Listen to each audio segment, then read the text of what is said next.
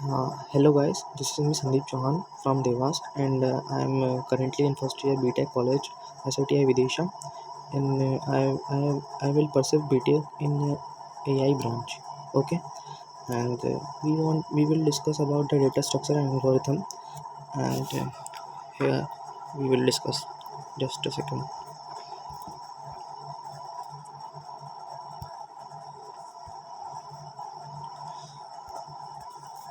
So first of all, this courses is based on the placement courses, and first of all I will discuss about the data structure and algorithm differences.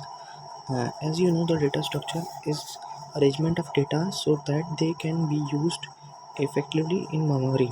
This means अपन किसी चीज़ को arrange करने का कैसे कर सकते हैं arrange, वो उसे डेटा स्ट्रक्चर करते हैं. Examples array, linked list, stacks, data items, ये सब जो चीज़ें हैं वो अपन किस तरह अपन डेटा को अरेंज करा सकते हैं in memory. The memory means RAM, उसे हम डेटा स्ट्रक्चर कहते हैं. और जो एल्गोरिथम है वो उसको बताता है कि सीक्वेंस ऑफ स्टेप्स, कि क्या क्या सीक्वेंस होंगे, स्टेप्स होंगे जिससे अपन डेटा स्ट्रक्चर की प्रॉब्लम को सॉल्व के करेंगे. एग्जांपल के तौर पे अपन जब मैगी बनाते हैं तो उसके स्टेप्स भी होते हैं मैगी के. पानी डालना, बॉईल करना वाटर, ये सब जो स्टेप्स हैं एल्गोरिथम, तो उसे हम एल्गोरिथम कहते हैं. So this is the basic difference between data structure and algorithm. And I will also discuss about some basic terminology: database, data warehouse, and big data. Database is the collection of information in permanent storage. Means the collection of information in permanent data, permanent memory. means RAM से अपन कोई इन collection data का अपन निकालते हैं और उसको upload करते हैं, उसे कहते हैं डेटाबेस, जो कि अपन थर्ड सेमेस्टर में उसका सब्जेक्ट पढ़ेंगे, DBMS. और डेटा वेयर हाउस एक मैनेजमेंट है, जैसे कि जो लिखा है management of huge amount of legacy data for better analysis. इसका मतलब है जैसे कि अपन जब फेसबुक चलाते हैं, आपने किसी को गुड मॉर्निंग, गुड नाइट या विश किया होगा, किसी किसी को आपने हैप्पी बर्थडे 2 साल 4 साल पहले, उस सब जो डेटा कलेक्शन और डेटा ज़रूरी है, तो वो डेटा वेयर हाउस से अपन उसको फाइंड आउट कर सकते हैं और डेटा वेयर हाउस में वो स्टोर रहता है, उसे हम कहते हैं data warehouse. And third terminology is big data.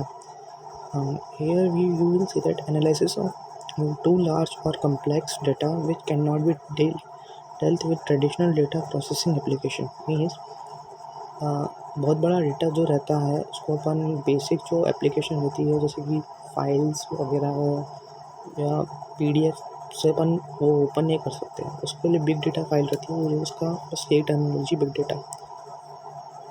Hair जैसे कि डेटा स्ट्रक्चर एल्गोरिथम कुछ भी नहीं है, ये सिर्फ जैसे कि आपने सिर्फ प्रोग्रामिंग सीखी होगी तो उसमें आपने एरर पढ़ा होगा, सिर्फ उसी टाइप का ही है डेटा स्ट्रक्चर एल्गोरिथम. इसमें इतना कुछ प्रॉब्लम नहीं होगी. एक और बात कर लेते हैं कि अगर जैसे कि आप डेटा स्ट्रक्चर करना चाहोगे तो आप किस में करना चाहोगे. C languages, Python, programming and etcetera time. जैसे कि मेरे हिसाब से तो सी लैंग्वेज में प्रेफर करना ज़रूरी अच्छा रहेगा, क्योंकि उसमें जो कोड लिखते हैं वो बिल्कुल भी हेल्प नहीं करता. कंपाइलर थोड़ा बहुत हेल्प करता है, लेकिन जो कोड लिखते हैं वो एग्जीक्यूट होता है तुम्हारी सिर्फ और सिर्फ तुम्हारी हेल्प से. लेकिन जो पाइथन रहती है बिल्कुल बेसिक प्रोग्रामिंग रहती है, सिंपल प्रोग्रामिंग रहती है, और उसमें सब जो भी हेल्प करती है वो कंपाइलर हेल्प कर देता है. और जो डेटा स्ट्रक्चर वो जो पूछे जाता है वो सी लैंग्वेज से ही पूछे जाते हैं कंपनीज़ में. अगर आप इंटरव्यू में बैठोगे तो आपसे यही पूछा जाएगा, डेटा स्ट्रक्चर इन सी में बताइए, कुछ भी बताइए, सी से ही क्वेश्चन पूछिए. इसलिए डेटा स्ट्रक्चर को अपन को सी से ही पढ़ना सही रहता है. और अपन अब आ जाते हैं हीप स्टैक्स के डेफिनेशन पे. जैसे कि आप जब कोड करते हो, उसको जो मेमोरी होती है, जो कोड कहाँ स्टोर होता है, कोड सी प्रोग्राम के मेमोरी अलॉट पे होता है, जो कि परमानेंट मेमोरी कहला जाती है, जैसे रैम. ठीक है, रैम में कहा जाता है. अब ये जो अब कोड स्टार्ट करते हैं रैम में स्टोर होती है.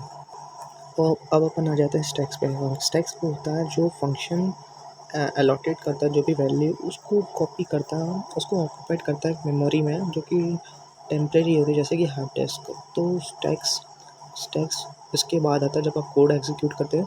जब आप फंक्शन डालते हो तो फंक्शन का जो एग्जीक्यूशन आता है, वो जो भी वैल्यू एग्जीक्यूट होती है वो स्टैक्स में होती है. और अब हीप पे जाते हैं। हीप ऐसा फंक्शन है, ऐसी चीज़ है, फंक्शन नहीं कहेंगे इसको, कि जो आपको तो चाहिए मतलब एग्जीक्यूट करने के लिए, लेकिन वो बाद में आपको मिटाना है। It means that if you want something in a function, अगर आप फंक्शन में एग्जीक्यूट होने से पहले कुछ चाहते हो लेकिन एग्जीक्यूट होने के पहले ही पहले उसको ख़त्म करना चाहते हो, तो आप हीप से चालू करोगे।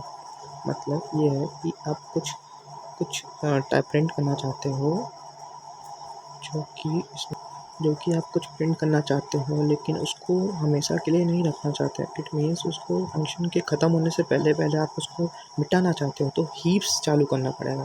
जैसे कि मेरे को हिसाब से आपको तो समझ में नहीं आया होगा, लेकिन ये एक मैंने प्रोग्राम बनाया, देख रहे। जैसे f(1) को डिफाइन करा, f(2) के अंदर मैंने 1 = 1 करा। इंट मेन अपन ने फंक्शन बुलाया इंट मेन, जिसमें f1 को बुलाया।